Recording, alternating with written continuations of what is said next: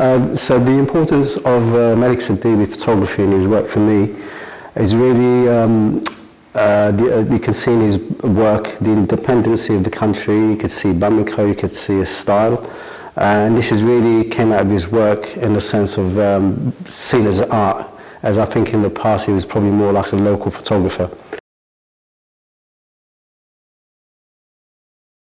As far as choosing his pictures, there's too many, to be honest with you. You know, there's so much, he's got such a big body of work. I mean, this one behind us, as you could see, is quite a known one. And for me, this really presents what I just said. It presents sort of independency. You can see people enjoying themselves. You can see his style. It gives you a sense of time as well. You can see it's like the 60s.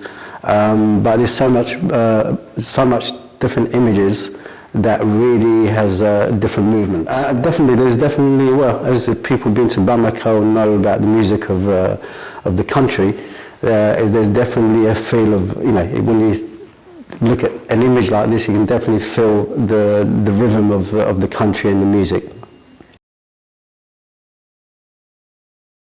The importance of my work with Malick Sidibé, well, I discovered his work later on in my life, and I think it was from Janet Jackson video that took his style of photography.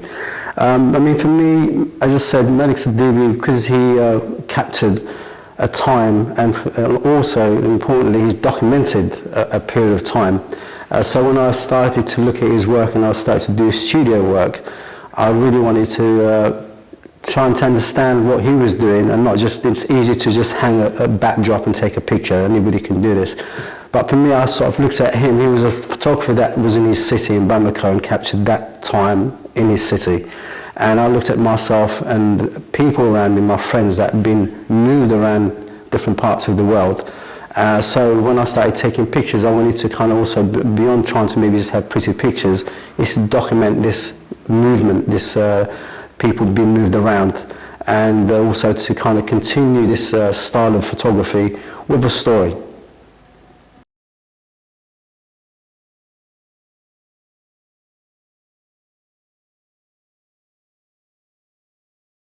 Yes, I think, you know, if you look at his work, it's all happening mainly, and I mean, he's done exterior shoots, but a lot of his studio work is people coming to him.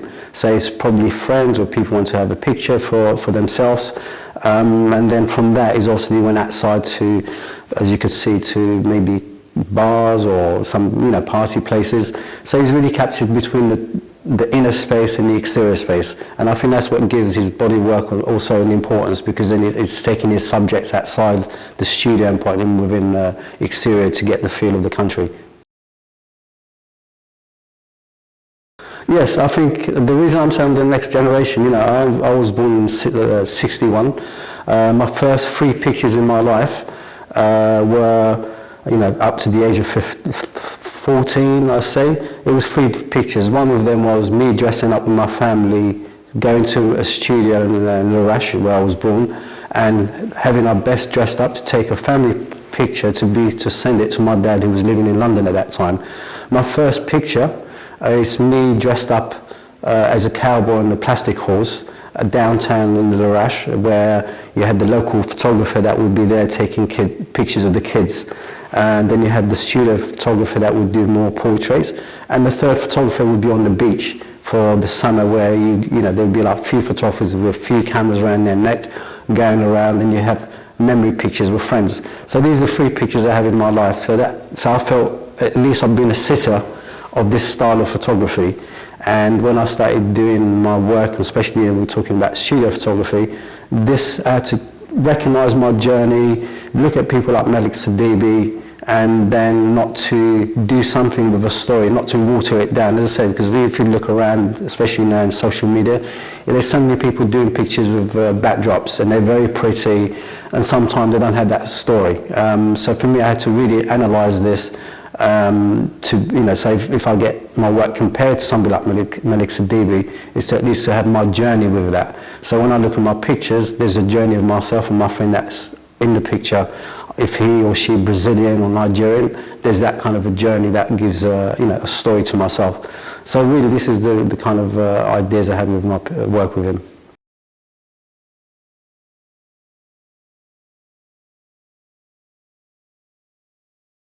Well, I think, if you look at his pictures, I think most of the people, are coming to him what they have on, if you look at something like my work, I'm sort of taking it to another step by dressing up people, making something out of nothing, looking for the cheapest stuff in the Medina or the main markets in Barbers or, Chinatown in New York, and making something out of this and making it more grand. So there's that kind of difference between the work.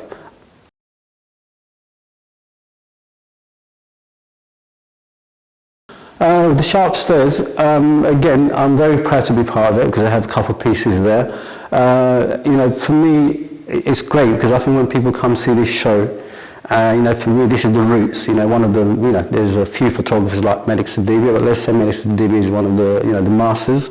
And when you do go upstairs, you will discover the next generation. I'm one of them. I've explained myself. And when you do look at the work, everybody's going to have a different story there. There's people who own their ownership of themselves being the photographer and the sitter. There's people that tell a story about gender. So there's different stories that have been taken by African photographers and telling their stories in their ways. And this is, I think, the nice thing for this show, for people to discover the beginning and where we're at this moment.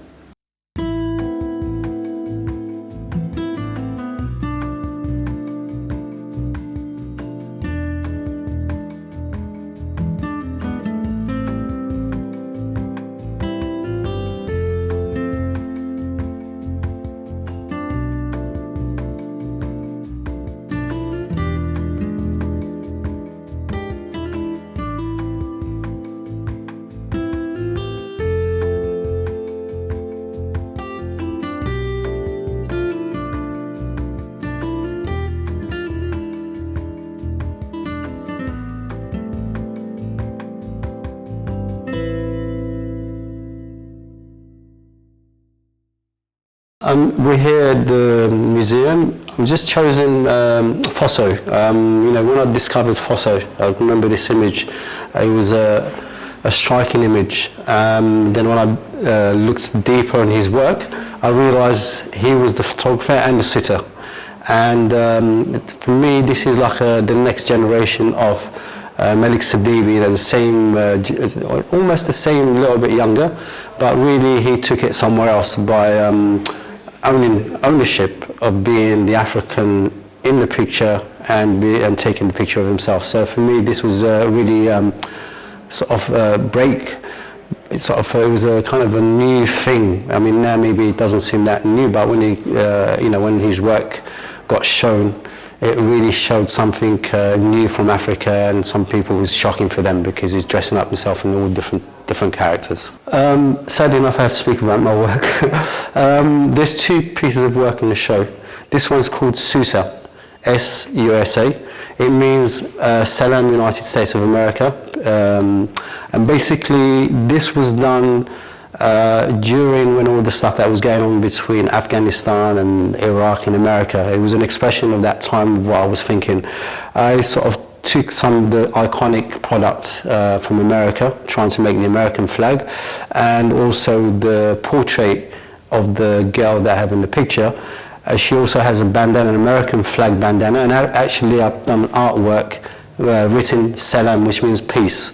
So really this was to kind of introduce this piece of work to say there's also Muslims in America, even during the difficult times. This was really an idea to present something that's, that can tell the world there is Muslims there and like everywhere else. And it's, as you know, peace is like, Salam means peace. So this was really an idea of this body of work.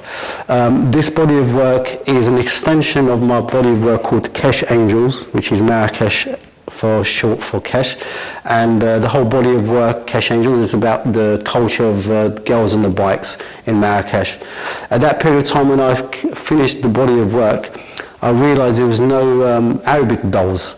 So as I was looking at other artists like Core and other artists that are doing from street art and doing toys, I wanted to create my own toy of the body of work I did. So I bought these fuller dolls that were normally dressed in European clothing, And then I bought some fabric, Louis Vuitton fabric, and I took it to a local artisan to make a kaftan.